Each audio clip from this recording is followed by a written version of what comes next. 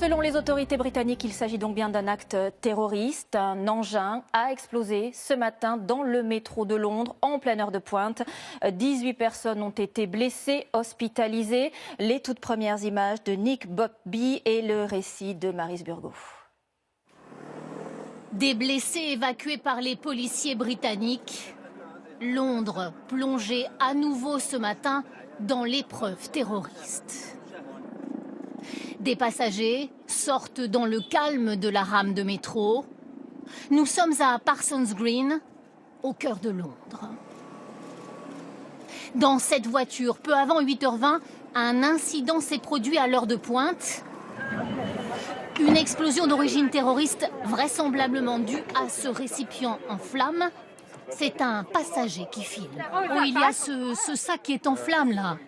Selon la police, ce seau blanc contiendrait un engin explosif artisanal. Les témoins racontent. Il y a eu un mur de flammes dans la voiture après une explosion. Et des gens ont confirmé qu'ils avaient très clairement entendu une explosion. Quand les portes se sont ouvertes, les gens couraient sur le quai, dévalaient les escaliers, coincés par les barrières qui ne s'ouvraient pas.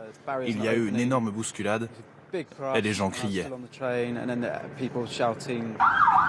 18 personnes ont été hospitalisées, mais pas de blessures graves signalées. Beaucoup de passagers en état de choc. Cet homme publie sur les réseaux sociaux une photo de son crâne brûlé. Et la police britannique confirme que l'attaque est bel et bien terroriste. Nous traitons cette affaire comme un incident lié au terrorisme. C'est donc le commandement des services antiterroristes qui sera chargé de l'enquête. La police scientifique passe la rame de métro au peigne fin. La première ministre britannique Theresa May présidera cet après-midi une réunion d'urgence. Alors dans un instant, nous retrouverons Loïc de la Mornay en direct de Londres. D'abord, ce témoignage d'une Française. Elle était dans la rame au moment de l'explosion.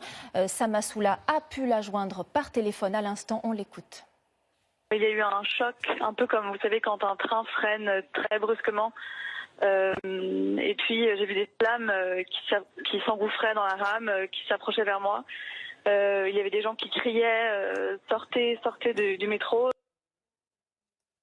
Et voilà donc pour ce tout premier témoignage en direct de Londres. On retrouve donc maintenant Loïc de la Mornay. Loïc, les secours, les forces de police sont toujours sur place à l'heure qu'il est?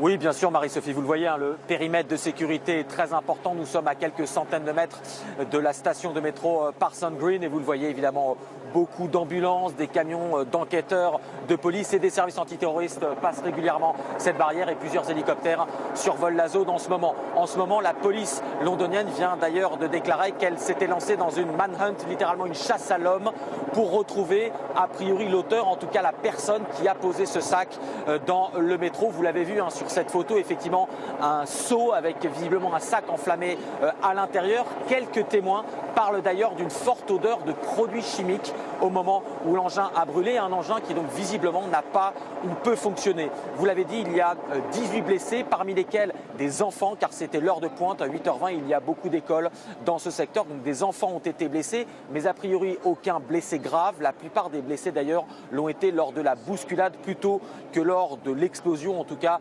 de l'enflammement de ce seau. Évidemment, nous aurons plus d'informations sur l'enquête qui se poursuit et qui va s'accélérer évidemment dans les heures qui viennent.